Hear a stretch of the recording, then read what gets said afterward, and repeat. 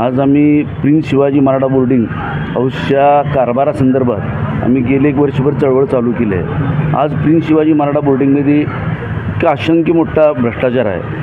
ही संस्था छत्रपती शाहू महाराजांनी एक गोरगरीब लोकांच्या शिक्षणासाठी स्थापन केली, पण तो उद्देश ह्या लोकांनी विसरून ही संस्था भ्रष्टाचारी संस्था म्हणून केली आहे। आज सध्याचे विद्यमान चेअरमन के जी पाटील यांनी प्रत्येक गोष्टीत भ्रष्टपणा चालू केला आहे। आज संस्थेची नोकर भरती असो, संस्थेच्या इतर कामाचा अंदाज असो, इतर कामात काढलं प्रत्येक कामात कमिशन असो, ह्या गोष्टी इथं अवलंबण्यात आल्यात।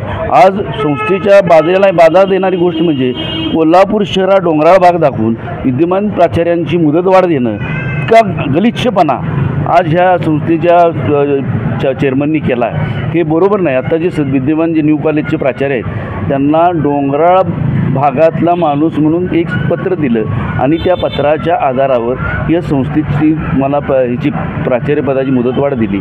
हे संस्थेला शोभणारं नाही। ही संस्था आज शिवाजी पेठेतल्या प्रत्येक घराघरानं ही संस्था मोठी केली। त्या घरात प्रत्येक लोक वारावर जेवायला असायची। आज ते वार जेवून किती लोक मोठी झाली, ही संस्था स्थापन केली। त्या संस्थेचं हे वाढवलं। आज इतकी वाईट म्हणजे तुम्हाला वाईट सांगण्यासारखी गोष्ट की संस्थेचे प्रिन्स शिवाजी मराठा बोर्डिंग हा उद्देश जो होता बोर्डिंगचा, गोरगरिबांच्या मुलांना वसतिगृह, हा उद्देश ह्या लोकांनी पूर्ण बंद केला आहे। बोर्डिंग बंद झाली।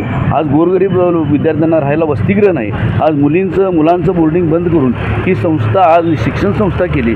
आज ही शिक्षण संस्था फक्त का केली? ही संस्थेतली मलई खायसाठी म्हणून ती बोर्डिंग बंद केली आणि संस्था चालू केली। अशा पद्धतीचं हे वर्तणूक या चेअरमनांची चाललेलं आहे। हे आम्ही कधीही खपवून घेणार नाही। आम्ही आज लोककल्याण फाउंडेशनचे जे सर्व संचालक मंडळ असेल, आमचे कार्यकर्ते असतील, हे हाणून पाडणार। ह्या संचालक मंडळाला आम्ही घरे घालवणार। हे ह्यातच आम्ही शांत राहणार।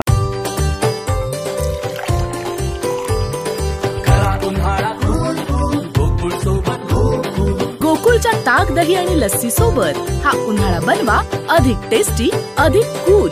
गोकुळ सोबत गो